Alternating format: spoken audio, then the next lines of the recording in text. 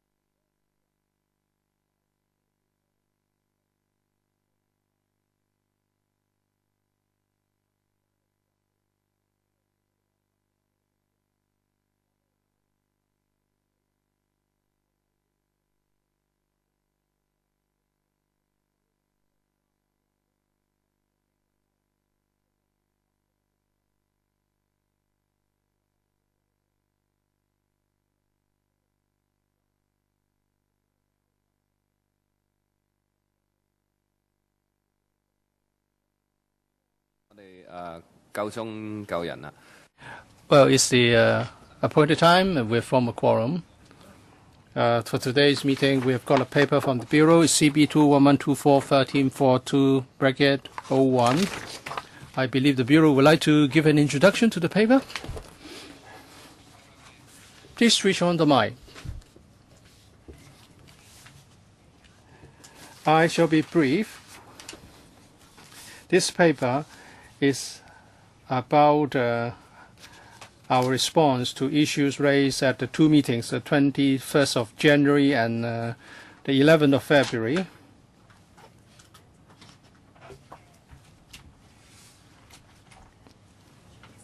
We are going to move some amendments in response to the members' views expressed so far. Paragraph 2 of the paper is about the issues raised in the two meetings. Some members asked the administration to consider whether to criminalize the act of parental child abduction.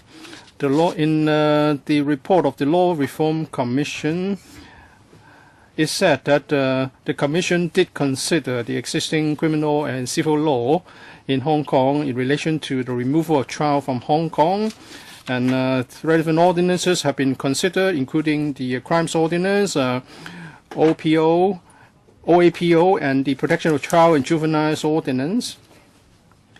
If a parent takes a child out of Hong Kong, the Commission's view is that criminal law is of limited use.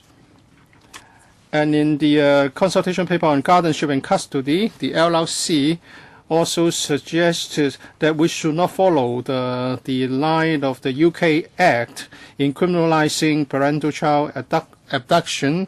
You may wish to refer to paragraph 3 for the reasoning. And also in the report, the LRC reaffirmed that parental child abduction should not be so criminalized. And other recommendations were proposed to foil or to prevent the removal of a child from Hong Kong. In the proposed Section 15, the relevant parties can apply for a prohibition order to prohibit the removal of child out of Hong Kong. Also, in the CACO, Section 20 can prevent a child from being taken away from the appropriate person. And a breach of the order may attract a fine and even imprisonment. Paragraph 4 now. It's about a provision to empower the CFI to vary orders made under CACO, and also those orders are made under sections 15 to 18. We have made reference to other matrimonial ordinances and consulted the judiciary. We agree to include empowering provision for the relevant courts to vary, suspend, or discharge a prohibition order made under Section 15 and Section 18 of CACO. As regards location orders and recovery orders made under Section 16 and 17 of CACO, we have to stress that the aim is to locate and recover a child in the convention cases as soon as practicable. We do not expect that the orders have to be changed, suspended, or varied or discharged. If the parties want, they can apply for variation. after an inter-party hearing, and then the abducting party may make use of this procedure to unnecessarily prolong the period for finding the child. This will go against the best interest of the child and frustrate our obligation under the Convention as to act expeditiously in proceedings for the return of children. The next issue is the proposed Section 15 of CACO. Under this section, a person with a custody or access order or a party to pending proceedings may apply for a prohibition order. Members would like us to express the procedure in a flow chart. This has been done in the paper. Please refer to paragraph 7. Once the applicant files an application for a prohibition order to the court, or in the case of a prohibition order already made by the court, then under the proposed Section 19, Bracket 3, the party may notify the Immigration Department of the pending application or the prohibition order made. If the relevant conditions under the proposed Section 20, Bracket 2 are satisfied, an authorized officer may detain a child. The flowchart is at Annex A for your reference. As for the time taken by the Legal Aid Department to handle urgent cases, if in the case of an application for a prohibition order and the related legal aid application, as long as the necessary information on the means of the applicant and the merits of the proposed court application are available, LAD will be able to make a determination forthwith. We understand that in urgent cases whereby legal aid can be granted, it can be done on the same day of the application. As an additional safeguard, the Director of Legal Aid is also empowered under the legal aid regulations to issue an emergency certificate. So we believe applying for legal aid will not will not in any case obstruct the application for prohibition order. Paragraph 10 is about the workflow and arrangement of the enforcement of stop order. The relevant departments, the police, the immigration department, and the social welfare department have looked into the proposed workflow. Relevant details will be set out in administrative guidelines, and the gist can be found at Annex B.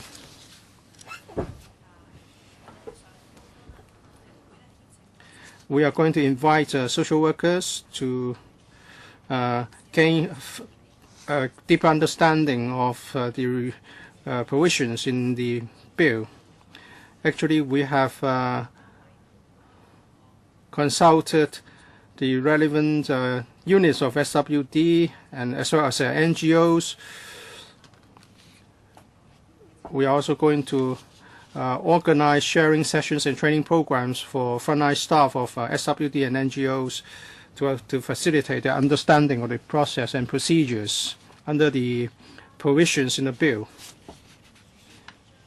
It has been suggested by the members that the power under the proposed Section 15 of CACO be also given to the family court or district court. We are still considering this. And there are certain textual amendments proposed by members. First, the rendition of Section 16, Bracket 2 in Chinese, which is may reasonably obtain. And the Chinese version we propose to adopt by way of an amendment is 是可在合理情況下取得的 meaning may reasonably obtain. And also, members further suggested that amending the proposed Section 16(6)(b) to confine the scope of the information subject to legal professional privilege and to impose limitations or conditions on the use of such information.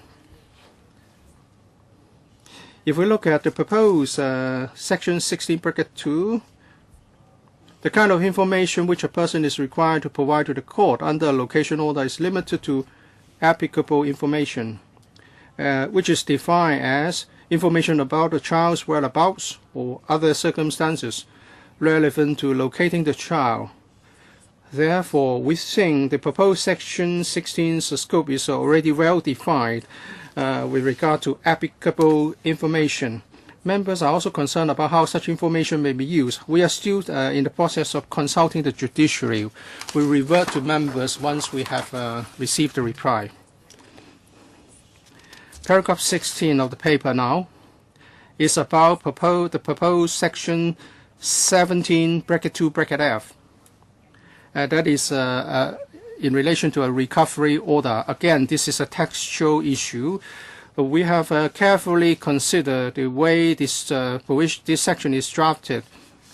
Section 17(2)(f) is not the same as other subsections. It clearly spells out that the order under other paragraphs may only be made in certain reasonable circumstances. If you compare the English text in paragraph F, the same reference, the same condition is provided and is distinguished from other paragraphs. The Chinese text follows the same structure. We believe this would accurately reflect the policy intent. We propose to maintain the current drafting. Next, paragraph 17, proposed Section 18. Again, I'm grateful for member suggestions. We are asked to simplify the Chinese text of Section 18(2)(b)(1).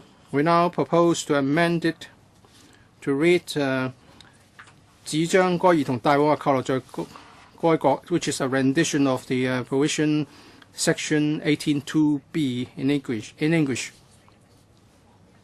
And now we also use this term in Section 18(3), home state, which means the contracting party in which the child is, you can find the child's habitual residence, contracting state of the child's habitual residence. This is also in the Hague Convention and can clearly reflect the policy intent. Paragraph 19 to paragraph 21. It's been suggested by some members that we should do something about the proposed Section 19. Section 19 is about the notification arrangements in respect of a stop order under the proposed Section 20. And the concern is about abuse. We have taken into account members' concern, and we propose to amend Section 19 to the effect that a pending application for a prohibition order for which a court date has been, a hearing date has been fixed, then as long as the applicant has a genuine intention for it to be heard, then he will be covered by the provision. Otherwise, he will not. And also, the members suggested the deletion of the Chinese words 給予 from the proposed 19(9)(a), as the proposed notification must be given in a manner and form specified by the Director of Immigration. We need to retain these two Chinese words, 給予, which means give, to reflect the policy intent. Paragraph 22 is in relation to Clause 18, which amends Section 5 of the Judicial Proceedings, Regulation of Reports Ordinance. And this is about the prohibition of information about Hague Convention proceedings. We propose to amend Section 5(1)(a), and that is to the effect that persons referred to in the judgment are kept anonymous for publication. That's all for my introduction, Chairman. Mr. Albert Ho. In our earlier meetings, we proposed criminalization. I hope the administration can understand that we're not trying to punish parents, wrongdoing parents criminally. But in a family dispute, one of the parents may have acted in a rush or might be very, very stubborn, and he or she takes the child away from out of Hong Kong. It's difficult to find the child. And what would be the difference if it's criminalized? It's not about the legal consequences, and that is it's about the deterrence. If it's criminal, you can call the police, and immediate action can be taken. If you know that the parent is taking the child to the airport and is about to leave, is that the time to apply for a prohibition order? And if you also want to apply for legal aid, how can you get it in good time? Well, give me some figures. How many days will they take for an emergency certificate? They look at your means, they look at the merits of the case. It's no kidding. It won't take 1 or 2 days. It can take as long as 4 to 5 days. And everything would have happened by then. So without a prohibition order, you can't ask the police to do anything. You can't ask the immigration department to do anything. All you can do is just sit there and watch your child being removed. So if it is criminalized, then you can report it to the police, and the police will look into whether it is proper to have the child removed. Maybe it's a minor case, maybe the other party acted on impulse. It won't go into prosecution, and even when there is a prosecution, it won't be too serious an offense. Sometimes contempt of court is more serious. So you have to see it from different ways. We're not there to punish the offending parent. We want to make sure that the law is effectively enforced to stop the abducting parent from removing the child. Do you understand our concern? And I'd like to also say that child rights groups don't have a strong view. But if you ask them to reconsider, I don't know whether they will have a different view. The UK is a country where rights are very important, and nevertheless, there are provisions of criminalization. It shows that they have carefully considered that. Otherwise, they won't so easily criminalize it. Any other members who would like to add on this? Ms. Sitho? I'm also very concerned that civic bodies and some stakeholders may not be fully aware of what is going on in the LegCo. Sometimes if you ask them if they have a view, they may not think that they have a view because they don't know the details. But when a piece of legislation is endorsed and going to be effective, there will be a lot of objections because they know that the law will change. We have to ask very clearly concerned groups about this point. I suggest that the Secretariat will help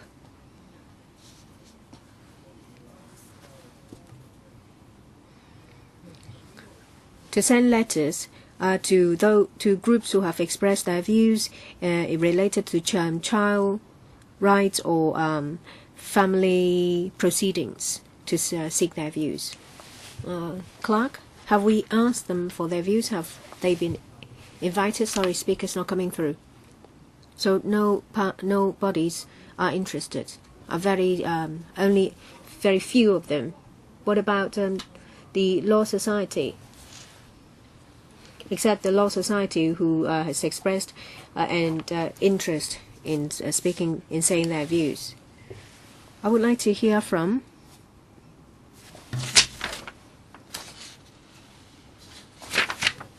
Ms. Sher. The LRC, before publication of the report, conducted consultations, and in the consultation paper it was stated very clearly the stance on criminalization. We understand from the Secretariat of the LRC, the Law Reform Commission, that those from the legal sector have expressed comments, but when it comes to criminalization, they do not object. And I'd like to say that when it comes to criminalization of parental-child abduction is a major issue, which has far-reaching implications on both the child and the parent. We would like to take reference from the approach adopted by the LRC. That will be our starting point. Subject to the experience and changes in society, if necessary, we may consider criminalization. But at this stage, we will implement the recommendation of the RRC. Perhaps I will defer to the DOJ about existing provisions.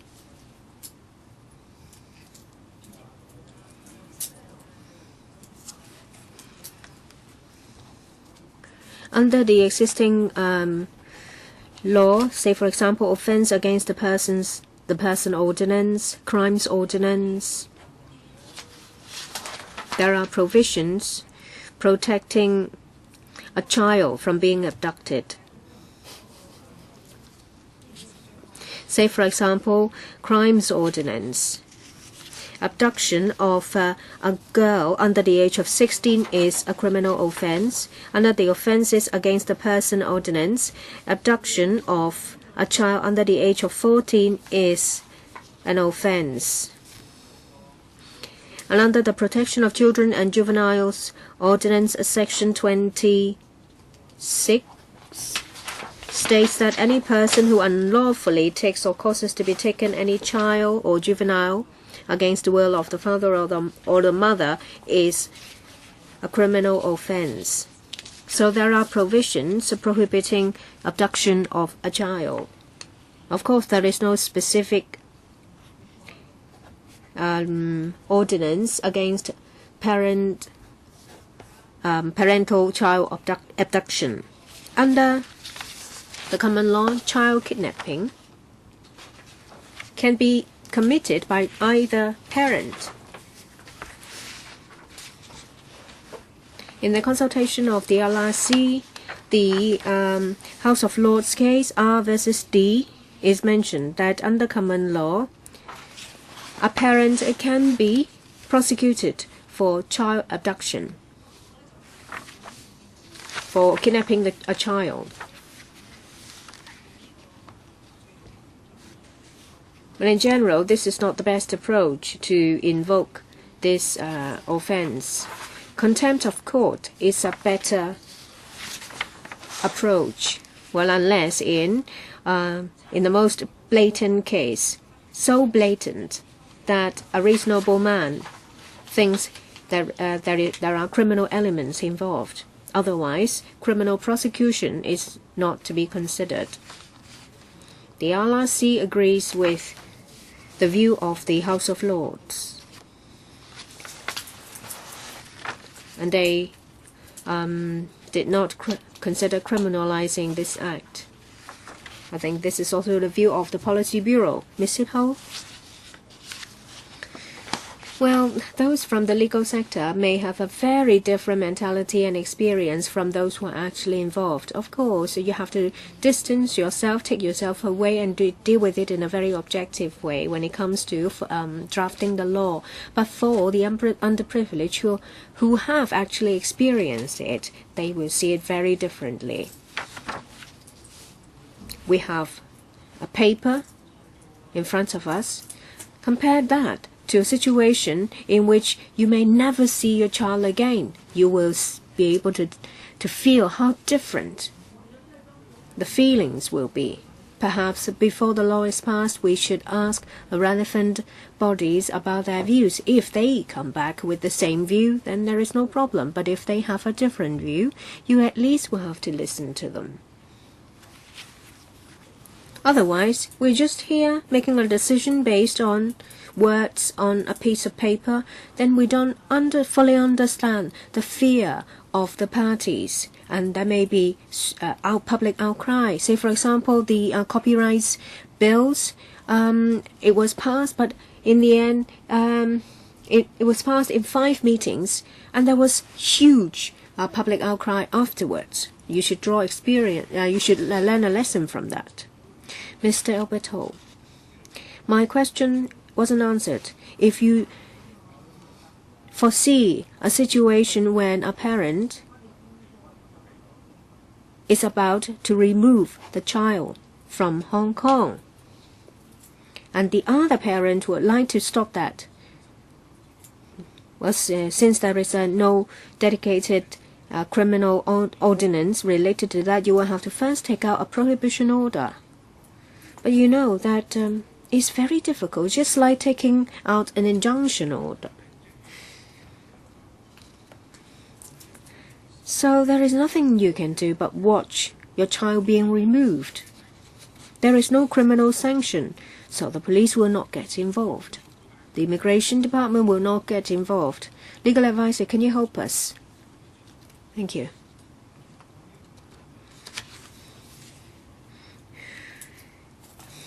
You have to first register the application or the order before the immigration department has the power to stop the child. And my observation is that when there is a crisis, what is the quickest way to deal with it? Last time it was mentioned that if the family court has the power to impose a prohibition order, it may be a faster avenue because the family court has been dealing with such cases.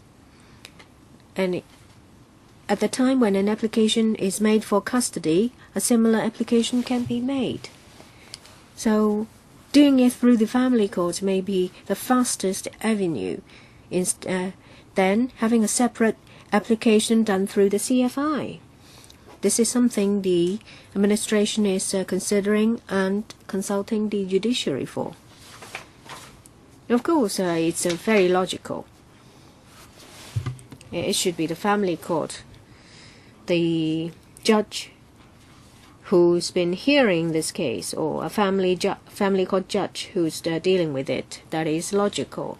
But my concern is that if there is criminalization,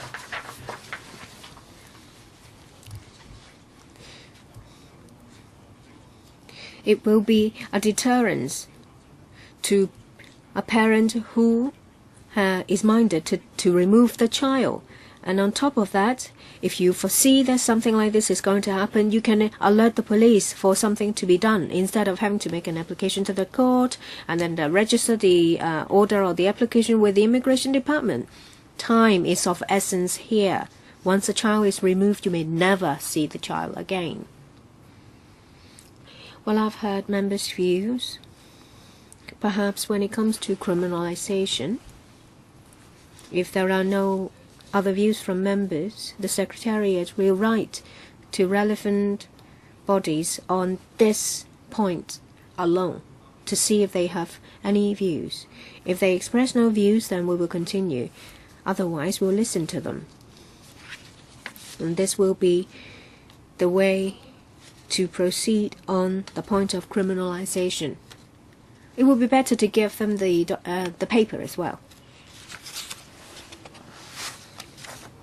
Okay, what about the other issues covered in this paper? Any questions? If not, I know the legal advisor has a point to make. Thank you. This is related to paragraphs 4 and 5, provisions to empower the Court of First Instance CFI to vary orders made under CACO. My understanding is that the administration may not provide empowering provisions for clauses sections 16 and 17, so that a person may not use this to unnecessarily prolong the application.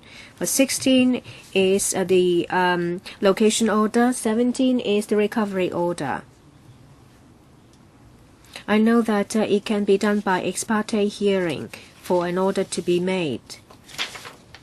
I want to clarify that is the administration going to maintain that if it is an ex parte hearing, an order can be varied, but there should be a hearing date requiring both parties to attend before the order can be varied. And if the CFI cannot make variations under sections 16 and 17, under section 9 bracket 9, that is clause 19, that is section 19, the stop order, there will be an implication because it says that this is in relation to variation and suspension of order of the CFI. And this includes a recovery order. So maybe part of it is not applicable. So you mean that CFI does not have the power to vary an order? How come 7AB is written in this way? D of J? Mary?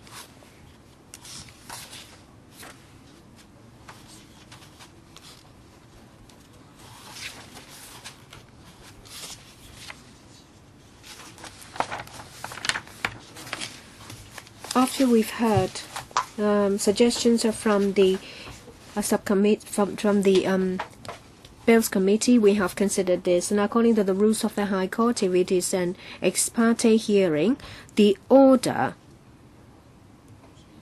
can be varied by the court. So we don't need to amend this to provide for the same thing. So you are saying that it's done under the inherent jurisdiction. So it can be varied under the rules, so you don't need to have it in the ordinance for the purpose of varying or suspending an order made under an ex parte proceeding. There's a similar rule in respect of variation of an order made in an ex parte proceeding. Legal advisor?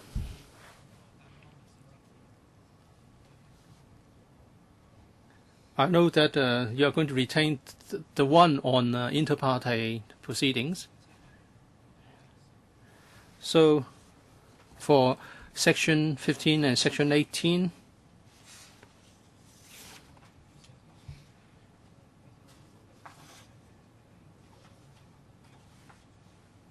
you have to specify that the variation is made under the inter partes hearing. There are two different types. I can see the legal advisor's point. And that is after the inter partes hearing, if one of the parties want to apply for a variation or suspension or by the CFI, it can be done. But for sections 16 and 17, after the inter partes hearing, can the CFI still have the power to vary or discharge the order? Chairman, when we considered the Bills Committee's suggestions, we can see from the paper, paragraph 5, I suppose, yes. We proposed that the power is not given for the two sections concerned, and that is the court is only empowered after the inter partes hearing. So it's set out in specific terms for this power under sections 16 and 17? Well, if you look at paragraph 5, it said that if the parties can apply for variation or discharge after an inter-party hearing, then the whole thing can be delayed. But you cannot prevent someone from lodging an appeal. So what?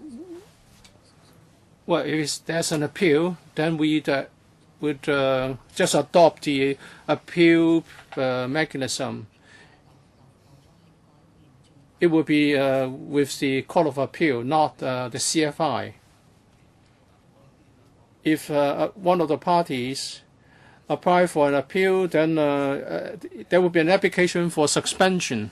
And then it depends whether the suspension application is granted by the Court of Appeal. But generally, this will be approved, right?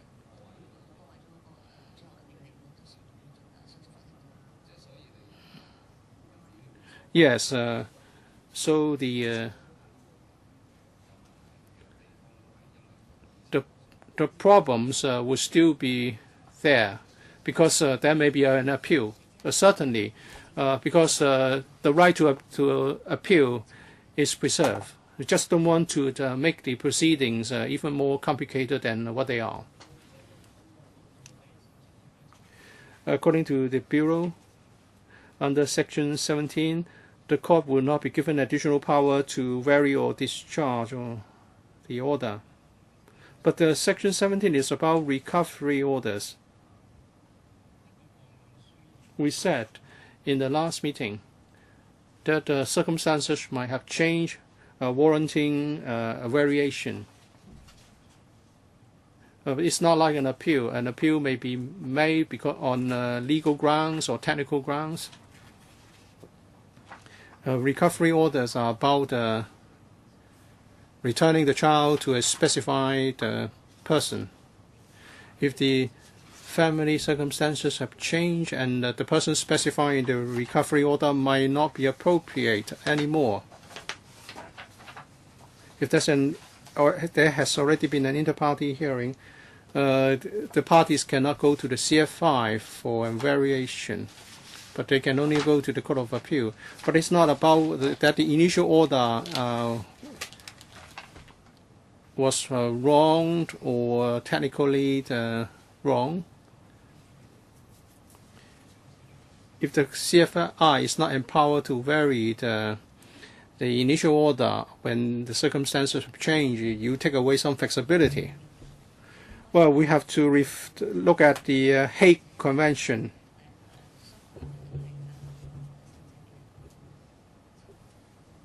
Here we're talking about the child's parents. The two parties are the child's parents. It's not like a normal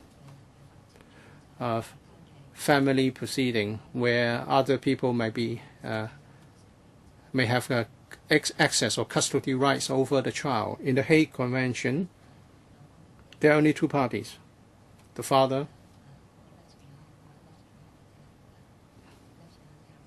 maybe the left behind parent, and then there's the adopting parent. There are only two parties. I don't know whether this answers your question. So the situation under the Hague Convention is simpler. One is the left behind parent, one is the adopting parent. And a recovery order is about returning the child by the adopting parent to the left behind parent. And there's no way you can have a change in the middle of the proceedings that the left behind parent suddenly becomes a different person. All right, other questions? Ms. Sid Ho, social workers now. It said that you are going to, the Bureau would explain things, the new law to the Social Welfare Department and social workers. 2 years ago, I conducted a survey with some polytechnic academics over the implementation of the domestic violence ordinance, many social workers were found not to be familiar with the provisions. And when people sought help from social workers, they did not know how to advise them. I don't know what has happened. Maybe the union representing social workers should organize seminars with the government, or maybe you have already done so, but the social workers are so busy. They have to handle some 70 cases a month. They couldn't afford the time to attend these briefing sessions. So I believe the executive must do more to inform social workers of the workflow under the new law. And understand that in 1999, Macau was excluded from the application of the Hague Convention. We have families involving people from the two places. And Macau is somewhere, is the place that many Hong Kong people would go. If we have a child from Macau who is now in Hong Kong, and if the child is to be taken out of Hong Kong, what would the Hong Kong SAR government do to and correspond with the Macau SAR government in preventing the abduction? Well, I have read a paper saying that in 1999 Macau was excluded from the convention. Well, Macau is still a contracting party to the Hague Convention, but the convention doesn't apply to Hong Kong SAR vis-a-vis Macau SAR because we belong to the same country. So special arrangements are required if we are to involve Macau and Hong Kong. Well, I have dug out this paper, and maybe I could share this with members. 係咯，呢個惠福局文件嚟。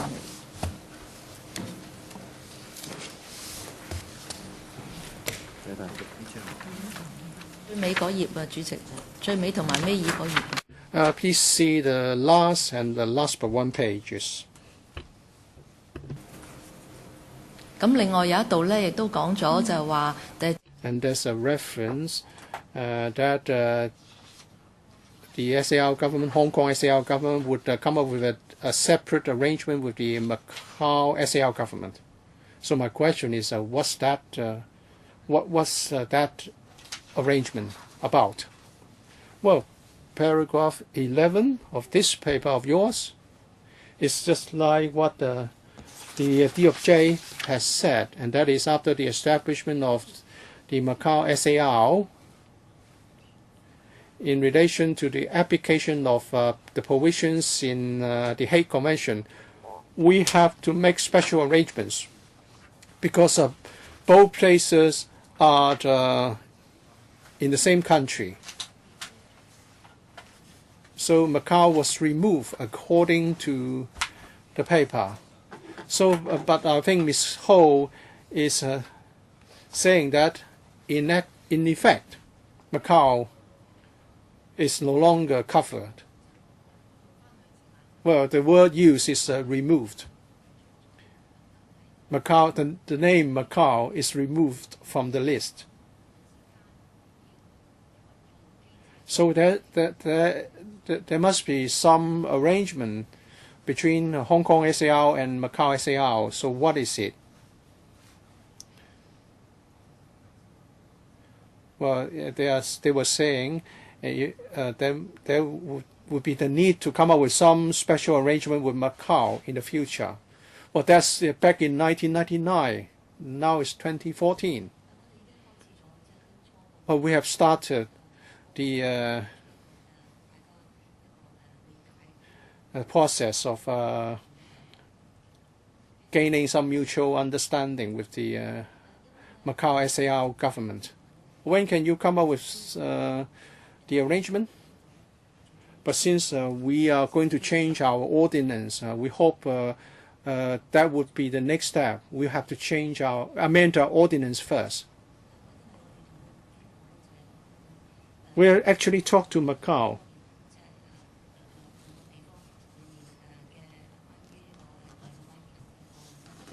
And we understand that there aren't many abduction cases involving Hong Kong and Macau. But in this so-called vacuum period, would it mean that we can do nothing about child abduction between Hong Kong and Macau?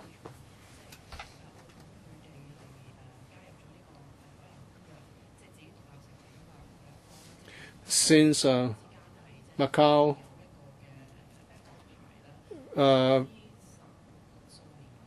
became a contracting party in the past 10 odd years, only 2 requests for assistance were received.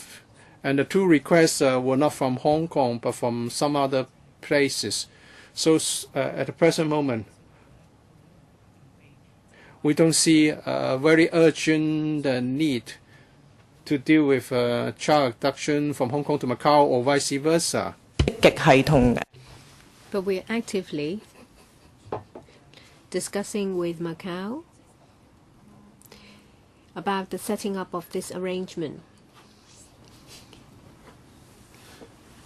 But it's been 15 years, so progress is indeed very slow.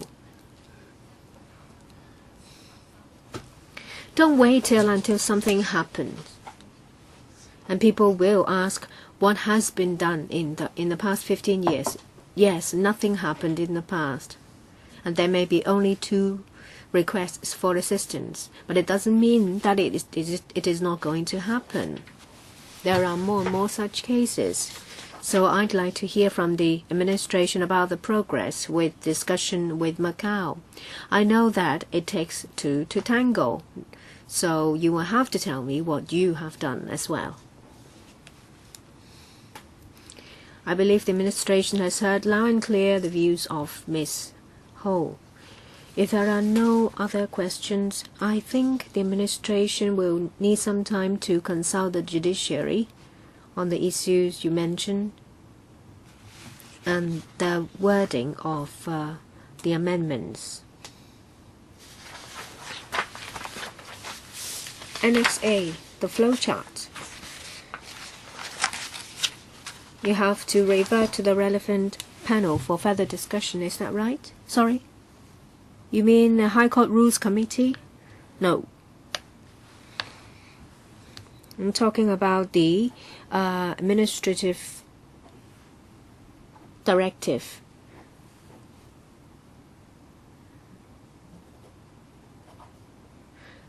I think you need to revert to the panel for further discussion. We've shown you the flowchart.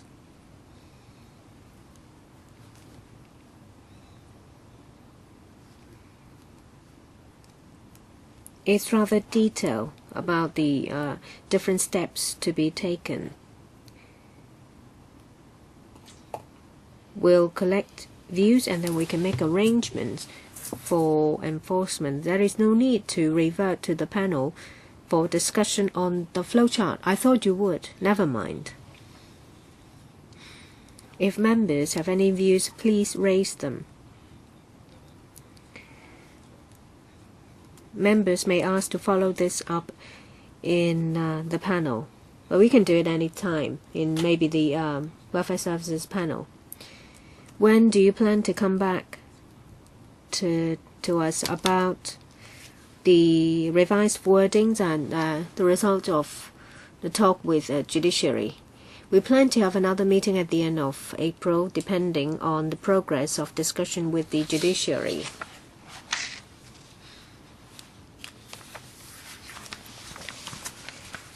We are working at full steam about on the CSAs, and we will take into consideration members' views.